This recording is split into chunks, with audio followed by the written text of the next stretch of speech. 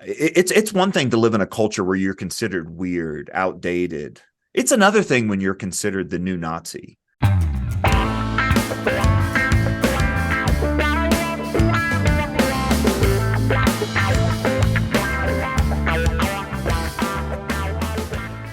Thank you for joining us today. I have the distinct honor and privilege to have both John Stonestreet and Dr. Joe Rigney with us today. And we're going to be speaking about holding at all hazards, which is a little round top reference, which we hopefully will get to a little bit. But these men have been instrumental in my life, and the work that they have done and are doing and continuing to do is just amazing and spirit filled and just so timely in our culture. And so thank you both for being here today. Can I get just a real quick rundown for our viewers here? I've got John here and Joe here, so let's start with John. Yeah. Good morning. Thanks so much for having me on here. The Colson Center just exists to help Christians think about the culture from a Christian worldview, and but to do it in a way that engages directly with the most important issues and trends. I think a lot of Christians either feel overwhelmed by how quickly things have changed in a short amount of time, and the rest of us probably feel like we're playing a game of cultural whack-a-mole. I don't know if you remember that game from the arcade where it's like another issue pops up and it's my job to whack it on the head, and I can't move fast enough. And then of course the other aspect of this is just how many families are impacted now in the church and out of the church. There's a line, you will be made to care. And a lot of parents, a lot of grandparents, a lot of pastors have been made to care, whether they wanted to or not. We're an organization that's a legacy of the late, and I would add great Chuck Colson, who went from a life in the White House to a ministry in the prisons to a real calling to get the church to run into the cultural brokenness and not away from it, as a way of being salt and light. So we're just trying to continue that aspect of his legacy and work. Joe? Yeah, well, I'm actually in the middle of a transition here. I've for the last 18 years been in Minneapolis, first as a student, and then as a professor at Bethlehem College and Seminary.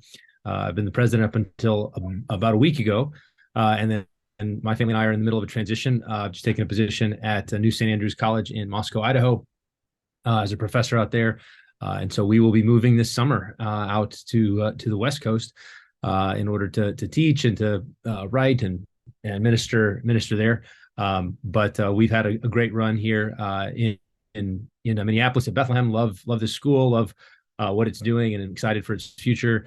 But we've had some little differences of vision and priorities and things like that. And so we decided it was best to extend the right hand of fellowship and take those two different kind of mission approaches or priorities and separate. And it's been really good. Honestly, I mean, separations can be ugly. We know plenty of those. And I'm really grateful for the guys here and everyone here because, I love them, bless them. They're doing the same to me as we make this transition. And so it's really good. An exciting time for us. Even if it's a bit sad, you invest 18 years in a place and you have thick roots. And we've been really blessed here in Minneapolis. That's great. So again, today, talking about critical issues that we need to hold the ground on, both as a church and in culture. So for us, for Cross Current, again, real quick background: we have Two Words Publishing, Black Hills Audiobooks. My wife and I, audiobook publishing companies. 2 years ago, Amazon censored a book, When Harry Became Sally by Ryan T. Anderson. Shortly thereafter, God said, "Okay, now build this." And so we've been working on this for 2 years. What is now Cross Current Digital. So those issues that we see are critical and that are being forced upon us. John, is kind of what you mentioned, that we are being forced to care, and those we see are LGBT, CRT, life, sexualization of children, those things. So would you agree that those are some of the most critical cultural issues that we are addressing today? I mean, I would, yeah. And I do think that we need to understand that ideas have consequences, and the ideas that have to do with these particular issues that are being smuggled in the guise of, justice and dignity and some of these words that we hear all the time to champion these particular causes will have real consequences. They're really important ideas, and they point to what I call undercurrents. So when we think about culture, you can think about the ocean. Culture is kind of the water in which we swim. And there's the old Chinese proverb that says, if you want to know what water is, don't ask the fish. And that's not just because fish can't talk. It's also because fish don't know they're wet, right? As the line goes. And so we have, like the ocean in culture, we have waves. And if you've ever been to the beach and got hit by a wave, you felt it, you knew it. But you've also probably had that experience where, your kid ran into the water, you spotted him, looked down for a minute, looked up, and they weren't there. And you're like, oh, what happened? And they're 20 feet down this way or 10 yards down that way. And they didn't know what had hit them. Basically, they were taken there by an undercurrent. So all of these issues, the LGBT issues, the political divisions, certainly all the various letters of the acronym, social media, these are waves. These are things that we know and that we've felt, but they reflect deeper undercurrents, big shifts that have taken place in Western culture, shifts about our understanding of reality itself. What Rod Dreher, I think, in a blog post back in 2013, called a cosmological shift. I would add an anthropological shift. So the book you mentioned, When Harry Became Sally, at root is not just a question about how you dress or how you identify. It's a question about what is the nature of reality and what does it mean to be human? And those are the two fundamental shifts that have taken place in Western culture. And there's a whole history to that, and you can nerd out on it. But what we're seeing is that this shift historically has brought now ideas that are just taken for granted. I think it was Lewis who said that the most dangerous ideas in a society are not argued, but assumed. These are the things that fly under the radar. You don't see them. And many Christians are just unaware of it. But I tell you, we're aware when the wave comes up and smacks us in the face. Yeah. Joe, you concur, or do you have anything to add on that? No, absolutely. I think, I've been really helped even in recent years with Aaron Renn's three world framework as a way of thinking about kind of the big shift and why we have this sense of whiplash. And if you're not familiar with that, Renn is he's actually an urbanist. So he spends his time thinking about cities, but he also has kind of the side gig as sort of commentating and reflecting on trends in evangelicalism and the wider culture. And he put forth this framework of three worlds: positive world, neutral world, negative world, that all really have to do with the wider culture's orientation to Christianity, both its doctrines and its moral norms. And so if you think about positive world as sort of the classic American, where, being a good church-going man was a net positive socially. Everybody went to church, whatever kind of church it might have been. At least Christianity was seen as sort of the cultural norm. And so that ran up, according to Renn, kind of ran all the way through kind of the early 90s. And then kind of post Cold War, there was this shift, what he called neutral world. And this was sort of that lasted till about 2014. And that was a time of real thick pluralism, multiculturalism. This is the battlefield of ideas, heavy focus on cities and reaching the cities. And in that context, being a Christian, you may be weird in your office if you're the Christian, but it's sort of like, well, to each his own. Everybody has a little bit of that attitude of to each his own. Oh, you like Jesus? That's great. I don't, but that's fine. And so you might be weird. You might be made fun of. You might be seen as dumb, but at least it was more neutral. And then really, Renn highlights that kind of in the run up to Obergefell, and then Obergefell as kind of a thing that opened the floodgates. We really shift into negative world, which is what I think many people today are feeling that, whoa, we don't quite know what to do with this, which is being a faithful Christian, especially in relation to Christian moral norms, is not simply a to each his own, but is now you're a bigot, you're a hater, you're a threat, you're an enemy of the state. Those sorts of things begin to come into play in negative world. And so a lot of what we're talking about with the LGBT stuff, or even the CRT and the sexualization of children, these sort of issues are sort of the tip of the spear as the culture, with Obergefell removing any sort of remaining legal and even kind of cultural barriers to sort of the passions of the flesh. It removes those, and now they're just running wild, and they've been building for a while, right? So there was it's like a dam broke, and so the water was always there, and then there was cracks in the dam with no fault divorce and things like that. But then the normalization of promiscuity and sexual immorality and so forth, but really with the sort of removal of the definition of marriage, the attempted alteration of the definition of marriage, that sort of was the dam actually breaking, and now it's just a flood. And so maybe that's dovetailing a little with John's analogy of the current, right? So all of a sudden now we're kind of getting washed over, and people who thought we were just building our town here, we were just having a good time, seeking to be faithful Christians in the world. And all of a sudden there's this big wave that comes, and everybody's disoriented. And so I found that a really helpful framework. I think that's right. And I think that Christian moral norms are the kind of linchpin. It's fundamentally about how our culture views what it means to be human. The anthropology question, I think, is the question of the 21st century. Every generation of Christians faces different ones. In the Reformation, they're dealing with biblical authority and how we're saved, justification by faith alone. In the early church, it's the debates about the Trinity and about who Christ is. Is he God? Is he man? So every generation has these different debates. And in our day, anthropology is the fundamental issue. What does it mean for us to be human? And all of those issues you mentioned run straight through anthropology. Yeah. And biblical identity, like you said, what it means to be human, the Imago Dei, and I think that affects or is at the core of a lot of these issues. So, how did we get from things that were unthinkable? Drag queen story hours, is a good example that is getting a lot of headlines right now, to unquestionable. And what in our culture, and also unfortunately in the church, in some denominations, some areas, how is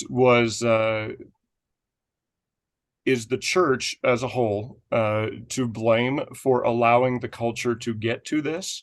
What role did we play in not standing up for and holding the line to this point?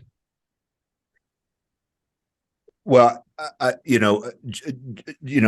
think that there's a lot here, and it's hard to push, just kind of one thing. And again, you keep going back to what caused this and what caused this and what caused this, and pretty soon you get to a garden and a fruit and a snake. But what happened coming out of the Enlightenment?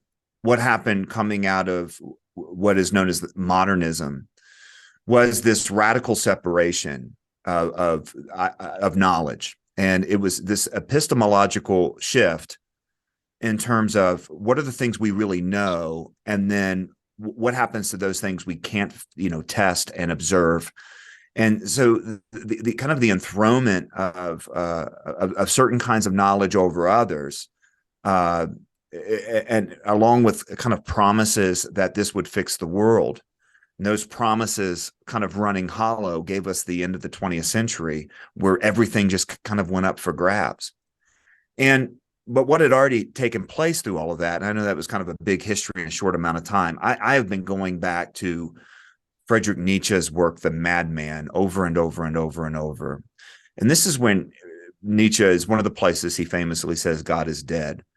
But his argument there is not that, the idea of God is now untenable in Western culture.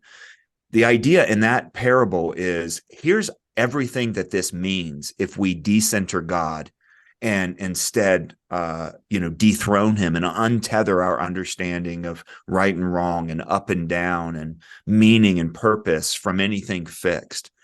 And he basically predicts kind of a chaos. Three things he says in that parable that are the consequences of the death of God. One is, we are now straying as through an infinite nothingness. Now, what he means by that is we don't have any kind of core sense of meaning. The universe is actually, the whole world is actually meaningless. So the only thing we have is to impose our meaning. And that makes everyone essentially the center of reality. And that's the second thing that he says is, will we not now have to become gods ourselves? I mean, what an amazing thing. And then third, we've untethered the earth from its sun. Now, you remember one of the great discoveries of the scientific revolution was that the earth rotated around the sun and not vice versa. But what happens if the sun disappears? Suddenly the earth flies out, out of its orbit. So you think about those three things and then compare what we see right now.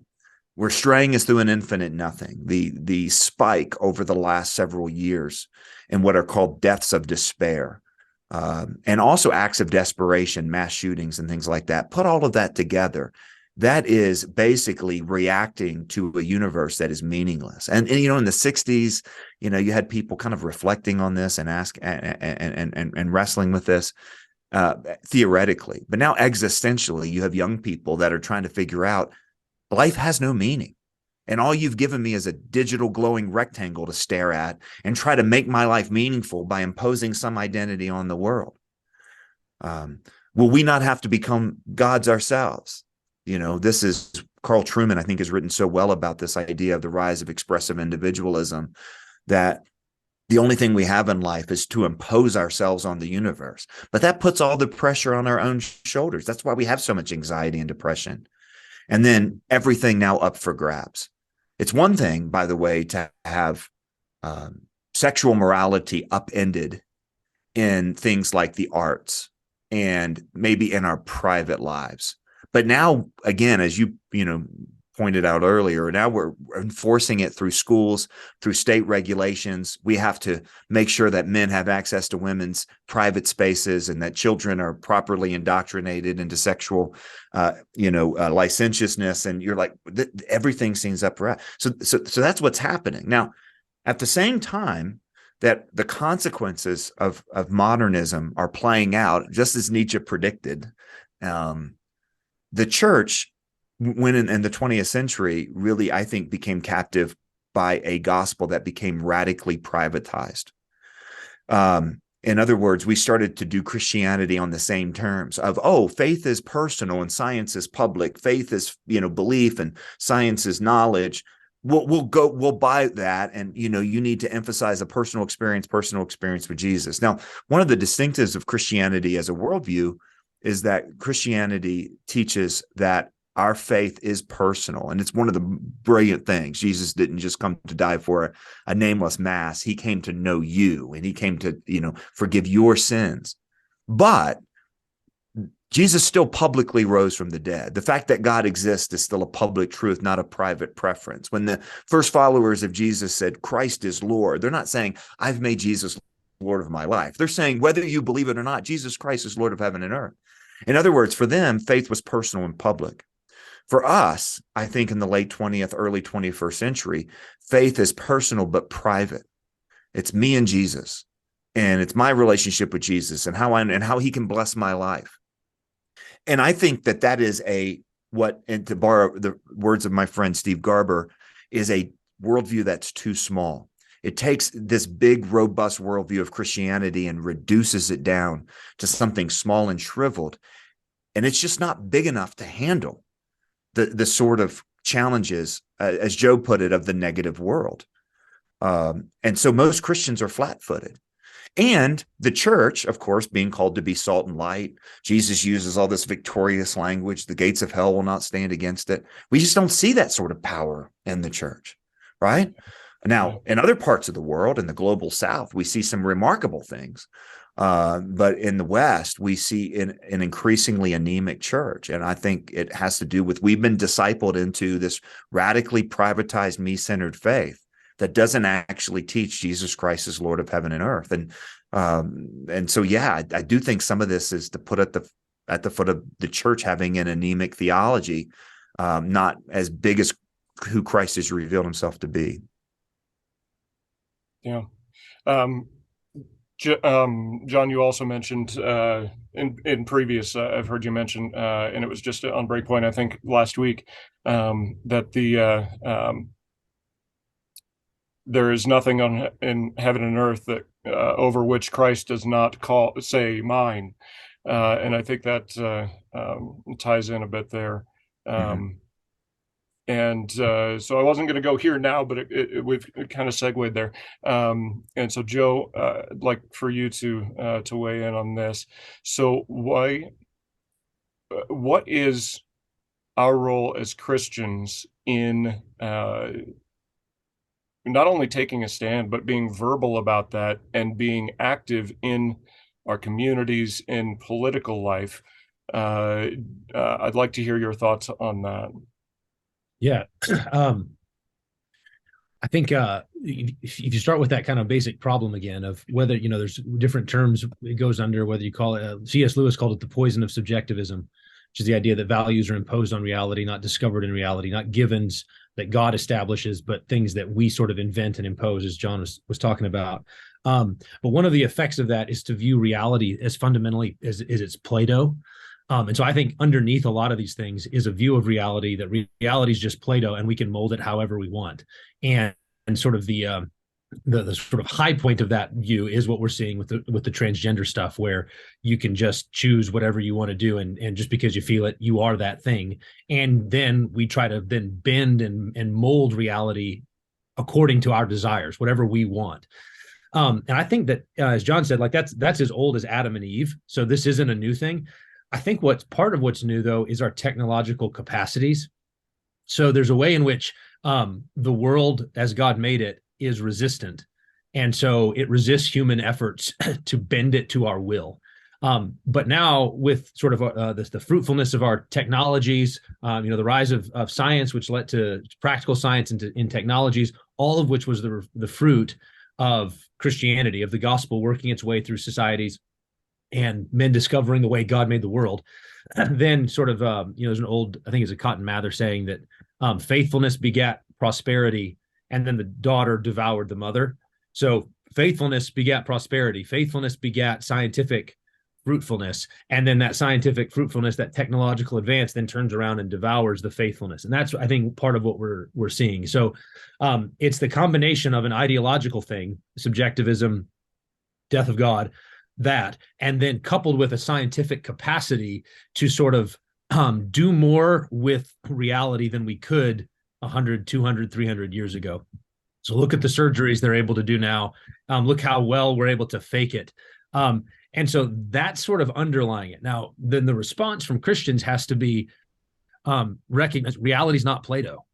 It's not. God has made a world, and there's ways in which it can be shaped, but it needs to be, you got to cut with the grain of the way God made the world. And so there's both a natural component, what we generally call general revelation, natural law. There's a natural component sort of baked into the reality that God put there. And then because of our sinfulness and finitude, God's given us a word written, the Bible, to help us see more clearly the way that nature's meant to operate. And it's the two of those together that sort of form the foundation of how we ought to approach all of our living.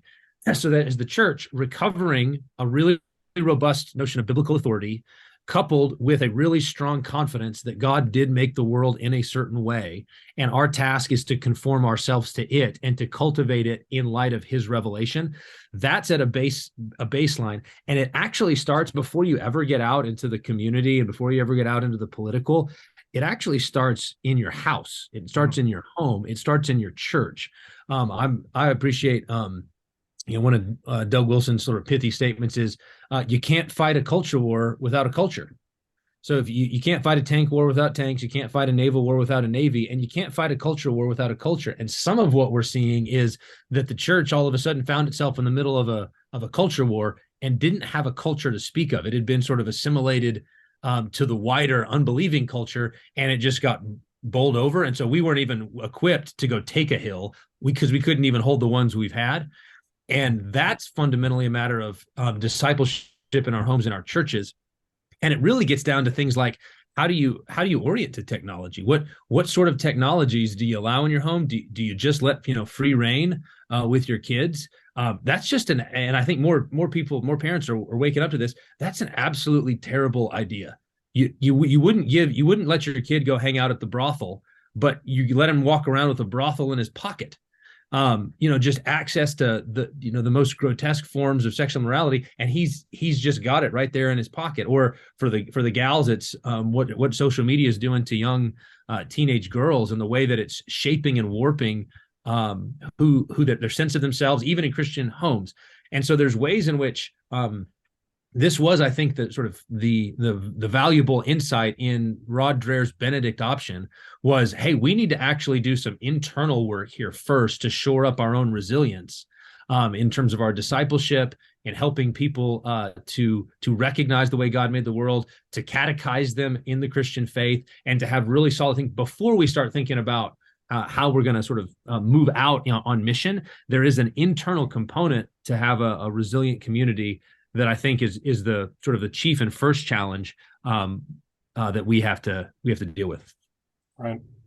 And so it begins in the home. I know you would agree with this too, but first it begins in ourselves, and then to the home as men, being called to be the head of our families. I agree that discipleship needs to start with us as creating that foundation in our home and discipling our families.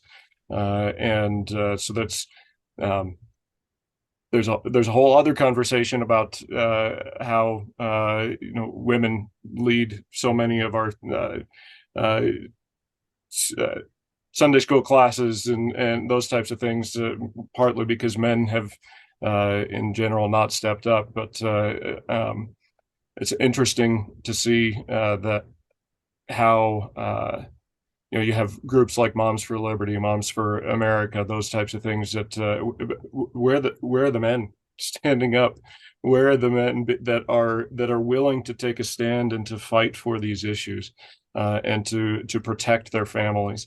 So anyway, that is something that I think is really important. So I appreciate you pointing that out. Yeah, I think with that too, I think the first place where this is going to start, and this gets to John's comments about the death of God. Part of the notion of the death of God is that God is sort of weightless. Even when he's invoked, he has zero gravity. He doesn't do anything, and he doesn't do much in our culture. But why not? Well, because he's not doing a whole lot in us. Like, is he the sun in the center of our solar system? This is the personal question. Is God the sun at the center of your solar system, personally, in your family, in your church? If God is weightless in those places, there's no way that he's going to, his gravity is not going to do anything culturally. It's just impotent. But when God is himself, when he's owned by faith as the center of reality, and as the thing in him, all things hold together, Christ is the sort of arche of reality. When that's true of individuals, and then in true of families, and in true of churches, then there's some gravity, and simply by that gravity sort of moving out, you can see really amazing things. That's when you get Reformation. That's when you get revival. But it starts with, does God does he make a difference, or is he just sort of the icing on the cake, and it's not even that good of an icing? Yeah, which is obviously God is sovereign and over all creation, but we have to personally allow him to have that control in our lives, and give him that control, to give up our will as you will, as we are sanctified initially and then progressively entirely, or whatever. There are a lot of some different views there, but anyway, so that's again, we need to, I believe we each need to make a stand, and again, those are the issues that we feel are critical. Why do you think John, I'm going to go back to you. Why do you think the church is and by church in this sense, pastors, leaders of the church, denominations. Why are we not seeing them across the board speaking out against these issues? Well, I can't say this is why this particular person is, sitting on the sideline, or that particular pastor, is Right. Yeah, we're not leaving trying out to call entire out topics. people specifically or Yeah, denominations but I can say, specifically, but yeah, what have we seen? And I think that's a legitimate question. And I think it's important also to say, here's the net result. Because I just want to say amen to everything Joe said, particularly about the need for a creational theology, and then a robust theology of the lordship of Christ. I mean, take one aspect of the doctrine of creation is the image of God. I think if you went from church to church to church and you said, hey, everybody, fill in the blank, humans are made, and people would probably get the right answer in the image of God. But then if you said, well, what is that? Like, what difference does it make? What is the image of God? How's the world different if we're made in the image of God, or if we're, descendants of a, common ancestral life form? And then you'd hear a lot of, I think, crickets in churches where they've never actually seen this, kind of play out. And so what happens when a pastor then refuses to address any of these cultural issues that are in everyone's face all the time, and that every other voice and culture is constantly addressing, from media to education to celebrity, to friends and neighbors and family, then I think an entire generation of Christians from the pulpit have gotten the impression that, oh, the Bible just doesn't speak to those things. The Bible speaks, to how to be happy, how to behave, how to be moral, maybe how to get to heaven, maybe how to have, meaning, but it doesn't address all of these, kind of public issues. I think there's probably, three things at work. Number one, I think there is just the lack of theological richness that comes from having a robust creational theology, which of course is where the Bible itself begins, which is a concern that has been first and foremost in the church. I mean, look, it's interesting how important the doctrine of creation was to the early church. It's amazing, how important this, at least it was in terms of countering Gnosticism. That look, it's important to know the physical world is real and the physical world is good, and God actually made himself known in the physical world, and Jesus had a belly button and a spleen. Like the early church really cared about these things because Gnosticism has been this constant threat. Well, we have a new Gnosticism, where what's in my heart is really true and everything else is up for grabs, or as Joe put it, the Plato of physical reality. You have to actually have a rich theology of the image of God, of the doctrine of creation, of the relationship between nature and grace. And these are things that have been part of the conversation for a really long time, but are just not a part of the conversation for most Christians in their lives. And so it's just not playing out. I think another reason is that we have this weird belief that championing God's morality will get in the way of spreading God's gospel. And as if these two things are mutually exclusive. Like, you can either have truth or love, but you can't have both. You can either fulfill the first commandment to love God, or fulfill the second one to love your neighbor. And that means being nice and kind and never condemning him, but you can't do both.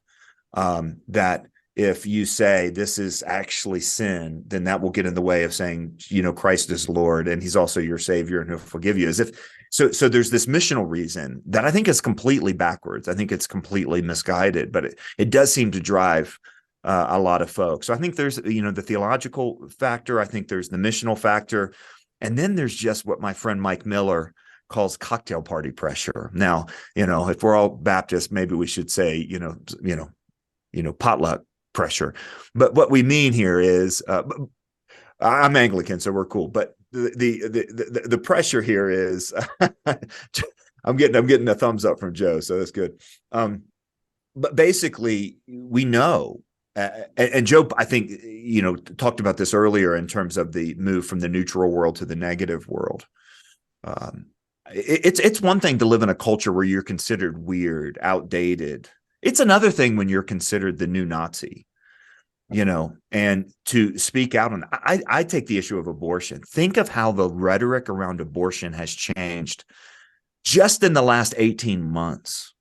Where, look, in the neutral world time, you remember the safe, legal, and rare days of the Clinton administration and those pushing it. And, we want to agree to disagree, and we want to keep abortion, but we want to help these women. And so that's why we have to have it. And, in other words, there was a culture war over abortion, but the other side weren't Nazis. Now, and I'm in Colorado, which is one of the states after the Dobbs decision of last year that is just trying to ram through a crazy set of legislation. I mean, you've got Michigan, California, New York, and Colorado, and I'm sure Minnesota's in this too, Joe. You can speak to that. They're all racing to be the most radically pro-abortion. And so at a state level, we have abortion laws that didn't exist, but when Roe was in place. But it's just so far over the top. And now, if you are against it, if you run a pro-life pregnancy care center where you help women in pregnancies, you are a deceptive liar and you are a false advertiser. You see what I mean? In other words, this cocktail party pressure is hard. It's just hard to move from a neutral space to a negative space.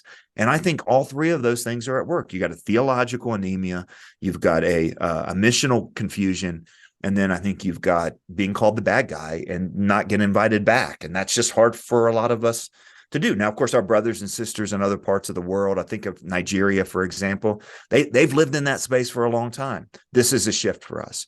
And I think we're struggling to catch up with going from, being the good guy to the weirdo to the bad guy. And that's the shift that we've seen. And it's been a tough transition for the church. Yeah, I agree. Just double. Can I say something about that? Because I want to connect something there. I think that there was an expectation created among many Christians that if we do the good thing, then we'll be thought well of by outsiders, and that they'll think well of the gospel that's animating us. So I think for a long time people thought, okay, they looked at, like, the pro-life is a perfect example of this, where they said, okay, we can't just pass laws that are going to criminalize abortion. We need to work on that. That's the Supreme Court route. We got to do the long slog through the judiciary in order to get to overturn Roe. But meanwhile, let's be busy. Let's do some good stuff. And so crisis pregnancy centers, support for mothers, all of those sort of things. And then it was thought, hey, and if we do this, this will commend the gospel to our neighbors who, even if they disagree with us on the legal question, will clearly recognize that we're trying to help, that we love mothers, especially when they're in need, and we love babies, and we're not just going to care for them. We don't just care for them in the womb, that sort of slander on pro-lifers, that we only care about babies in the womb, but no, after they're born, and we want to provide all the assistance and help and community that's needed. And so we did all of those things, right? Those I've supported and donated to crisis pregnancy centers for years, and under the expectation that, well, they'll at least have to grant that. And so there's an expectation, even in our own minds, that would be recognized. And so then all of a sudden, when it's like, no, those things that you're doing, that's just you trying to be a sneaky Nazi. That's how the other side views this, is that all of your efforts are actually just a more complicated form of evil because you're the bad guy. There's a little bit of a psychological whiplash that happens there, because this is not what we thought was going to happen. And then when you add to that, one of the sort of pervasive strategies to mute the church's witness is to figure out what names we can call them to get them to shut up. So, and those names change in any given culture. The name's going to change. The Puritan was originally a term of derision. Precisely, it was used as an epithet because, those holier than thou, they think they're all pure. And then they just finally owned it. There's right now people will call you names because that name becomes a steering wheel. If they can tag you with the name, they know they can steer you, because you'll do anything in order to not be called that name. So that's a big part of what we're having is Christians not knowing, what do we do when we're doing the good thing, and yet they're still calling us names. And those names could be things like racist or bigot, or it could be, I think in a number of places, it's, you're just a MAGA Trump guy. So Trump becomes this kind of albatross that's used to steer. You're a Christian nationalist. You all of those sort of terms, they're just going to keep throwing out different ones until they figure out which one do you really not want to be called. And then we're going to call you that anytime you get out of line, anytime you sort of try to move the Overton window, anytime you try to advance the gospel, anytime you try to push back the darkness, we're going to use the name that you don't like as a steering wheel to get you to be quiet. And so this is where I've taken to calling these, I don't know if it's pretentious to sort of name rules after yourself, Rigney's rules. And there's 2 of them. And the 2 rules are be willing to be called nasty things, and then just make sure the nasty things aren't true. And both of those are really important. So you've got to be willing. They're going to malign you. They're going to lie. They're going to slander. Jesus says when that happens, you're supposed to, do a happy dance, leap for joy when they persecute you and utter all kinds of things falsely on his account. Rejoice in that day, Jesus says. So obey Jesus, really. When they call you nasty names, the name that you don't want to be called, you're supposed to rejoice. And then it's good if the nasty thing is something that God thinks is nasty, if God thinks it's a sin, if they're calling you a white supremacist, well, make sure that that's not true in your community. Okay, so check. Is there any truth to that? No. Okay, so it's not true. Then we shouldn't care. You just got to develop a complete holy apathy about what they're going to call you, and refuse to be steered by name calling. And I think that right there, in terms of public orientation of the church, public witness of the church, is a major issue, because the world has figured out that if they just call us enough names, we will be quiet. Yep, and it's always a moving target, which plays out in so many different areas. We have like 3 minutes. There's so much more that I would love to be able to get to with this brain trust, but there's one thing, a couple more things that I want to hit real quickly. So John, I have been, for 4 years, I've been trying to get everyone who knows you to tell you to write the book, The Theology of Being Fired. So when all of these names are coming at us, when we are forced to do these things in our work, what do we do? We have to take a stand on these things. Just real quickly, I'd like to hear just a thought or two on that, if you would. I think Joe gave it to you. I mean, there's the first 2 principles in the theology of getting fired. And I think, he mentioned earlier, the idea of the Benedict option and the need to really have a robust, you're not going to be as, kind of build up your strengthen our own institutions, strengthen our own discipleship and formation. And I think that's absolutely vital. I always advocate for the Bene Kuiper option, because then that you're living out the lordship of Christ from a strong foundation. You're not going to be able to take those names if you don't have the confidence in what is actually true. When someone comes up and says the earth is flat and then wants to fight about it, I'm not going to fight about it, because I have utter confidence that what he's saying is nonsense. It's amazing to me how many Christians right now on for example, the transgender issue are rethinking, going, well, maybe it's me, maybe I'm wrong. And that just tells you they have no deep roots in what is true and what is good. So you're not going to have a good theology of getting fired. Second, you'll know. Second, you got to build up those strong institutions of formation so that those roots are there. You've got to, you'll know when it's time, to leave a job or leave a public space, because you'll have a foot in your rear end being kicked out, or a church, you'll have a foot in your rear end being kicked out. And I think it's absolutely important that we stay there.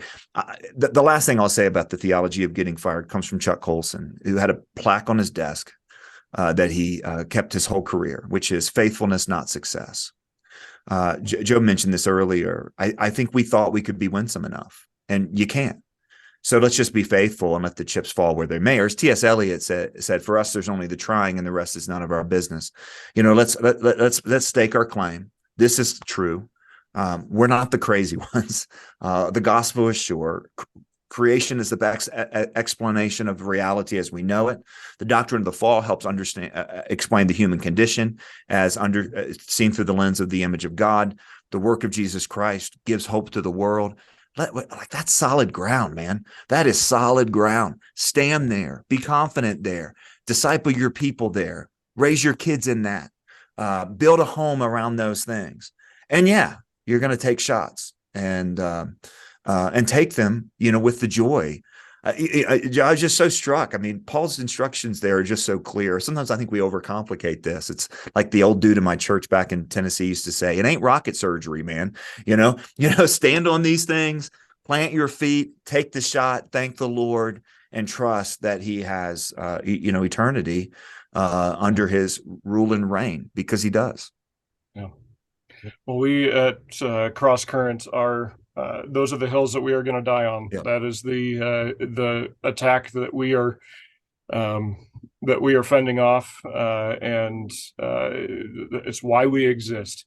Do you guys think, real quickly, it's important to have a platform like Cross Current where we will protect biblically aligned titles with traditional biblical conservative values in the digital space? Yeah, I would say, I mean, I've been saying for years that one of the most loving things that Christians will do in this season of our cultural moment is start businesses where their employees can live within the truth, right? Not have to lie, so that the fire question isn't there. So building kind of that alternative economy. And in this case, it's trying to recognizing the way that big tech is not your friend, and therefore to say, hey, we need to have some alternatives. What's radio free America, that sort of idea of like, hey, where are we going to go when all of it's getting canceled and all of it's getting pulled from the shelves? So I think to see what happened with Ryan's book, and to go, hey, we don't want that to be able to happen again. I think it's just that's wise as serpents, innocent as dove. That's just shrewdness. And so God bless your efforts in trying to build out that kind of alternative, in this case, intellectual economy, this ecosystem where you don't have to live in the lies. Yeah. Look, I think the world needs this content, right? It's Chuck used to say what the world needs most now is for the church to be the church. We forget, even because they're calling us names and all of that when we speak the truth, it's actually a blessing to the world, whether they know it or not. And we've got to make that happen. And the Benedict option, I think, is often misunderstood. I mean, part of it is it was a work in progress, but it wasn't a monastic. At its best, it's not a monastic withdrawal. That what Benedict did is he took the best of learning, the best of culture from a collapsing Roman situation, protected it all, built it, rejuvenated it, and then gifted it back to the Western world. And we might be in that moment. I mean, the Lord may come back. The Lord may, we may have a long time left. So let's protect the best of what's there. Let's cultivate it. Let's make it flourish. And then there'll be a moment where we can gift it back to the world as a way of pointing to the Lordship of Christ. And I think that, if what you're doing pulls that off in the digital space, particularly with protecting this really important information and content, then God bless you for trying. We need that in so many different areas of our culture. This is certainly one of them. Yeah. Well, thank you both so much. Again, we could go for another 2 hours, I'm sure. But I greatly appreciate the time, the wisdom that God has given you both. And again, I pray that God blesses your ministries and continues to do so. And thank you for standing firm on these issues, on biblical truth.